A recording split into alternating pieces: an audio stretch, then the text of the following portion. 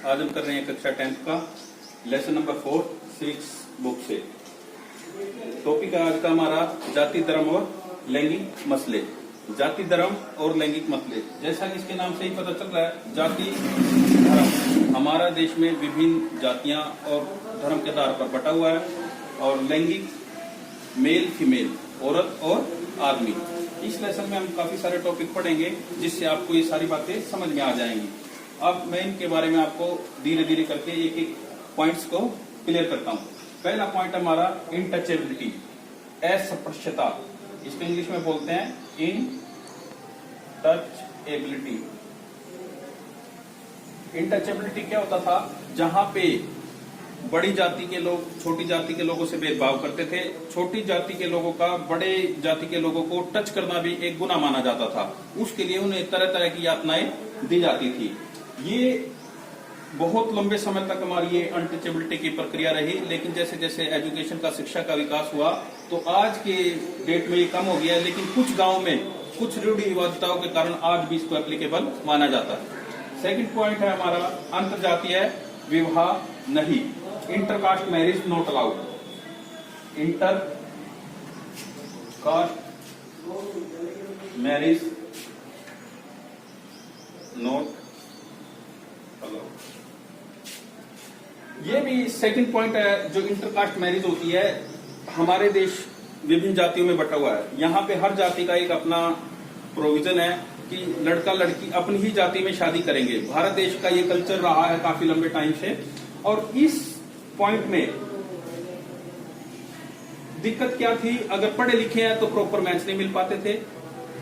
भाई पढ़े लिखे बच्चे को अगर सेमी कास्ट में, लेकिन जैसे जैसे शिक्षा का विकास हुआ आज की डेट में इस बात को कुछ पेरेंट्स, कुछ फैमिली एक्सेप्ट करना शुरू कर दिया है कि इंटरकास्ट मैरिज की जा सकती है।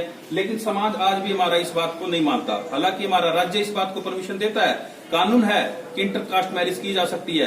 कानून के अनुसार जो लीगल आयु है, लीगल एज है, उसको पूरी कर लेता है। 18 साल लड़की, 21 साल लड़का, तो वो मैरिज के लिए एलिजिबल है और वो किसी भी कास्ट में अपनी स्वेच्छा से मैरिज कर सकता है। लेकिन हमारा समाज इसको परमिशन नहीं देता।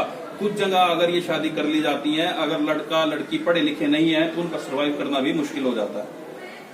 तीसरा पॉइंट है बेटा हमारा प्रोफेशन, पेशा। इंग्लिश में इसको बोलते हैं प्रोफेशन। प्रोफेशन क्या होता है? जनरली आज की डेट में अगर प्रोफेशन को ले तो डॉक्टर, एडवोकेट, वकील, सीए, ये प्रोफेशन, ये पेशा ये माना जाता है। लेकिन पुराने समय में पेशा क्या था? जो हमारे कास्ट वर्ग डिसाइडेड हुए थे, जो हमारी जाति डिसाइडेड हुई थी, उसी के अनुसार कार्य करना पड़ता था। हमारे 4 वर्ण थे। क्षत्रिय, क्षत्रियों का काम सिर्फ राज्यों की सीमाओं की देखरेख करना था, लड़ाई करना था और अपनी सीमाओं को बचाना था। क्षत्रिय ही सेना में भर्ती हो सकते थे। दूसरा वर्ण था हमारा वेश्या। वेश्या वर्ण क्या था? इसमें साहूकार लोग आते थे जो कि ट्रेडिंग का काम करते थे, एक राज्य से दूसरे राज्य में सामान खरीदते और बेचते थे। तीसरा वर्ग था हमारा शूद्र। शूद्र वर्ग में क्या था? ये लोग क्या करते थे? जो साफ सफाई का काम है वो काम करते थे। इन लोगों को इतनी परमिशन नहीं थी कि ये मंदिर में भी जा सके। सारे सफाई का काम आज भी वाल्मीकि लोगों को, वाल्मीकि समुदाय के लोगों को दिया जाता है। और पुजारी जो होगा वो ब्राह्मण वर्ग से था। और चौथा वर्ग था हमारा ब्राह्मण वर्ग। ब्राह्मण वर्ग क्या था? ब्राह्मण वर्ग को शिक्षा लेने का अधिकार था। उसके अलावा या तो राजपूत, क्षत्रिय लोग शिक्षा ले सकते थे और किसी भी वर्ग को शिक्षा लेने का अधिकार भी नहीं दिया गया था। उसी के कारण आज भी मंदिर में पुजारी ब्राह्मण वर्ग का ही माना बैठा होता है। लास्ट आता है हमारे पास एजुकेशन।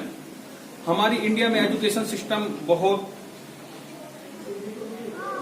लो लेवल की थी। गुरुकुल प्रणाली थी। गुरुकुल प्रणाली में जो पढ़ लिख जाता था वही बात आती है, सिर्फ या तो ब्राह्मण होगा या वो राजपूत वर्ग या क्षत्रिय वर्ग से होगा। लेकिन जो गरीब लोग थे, जो मैंने आपको चौथा पॉइंट बताया था, शुद्र लोग थे, उनको शिक्षा का बिल्कुल भी पढ़ने लिखना, इवन देखना भी अलाउड नहीं किया जाता था। जिसका कारण क्या था? आर्थिक और सामाजिक दोनों तरह से वो पिछड़ जाते थे। अगर वो पढ़े लिखे नहीं तो उनको अच्छी काम नहीं मिलेंगे, सिर्फ साफ सफाई का काम मिलेगा जहाँ की बहुत कम पैसे मिलेंगे। जब उनके पास पैसे खाने के लिए कुछ सामान नहीं होगा तो उनकी सामाजिक स्थिति भी बहुत दयनीय हो जाएगी। तो बेटा ये कुछ एक कारण थे जो कि हमने आज पढ़े जाति धर्म और लैंगिक मसले में। धन्यवाद।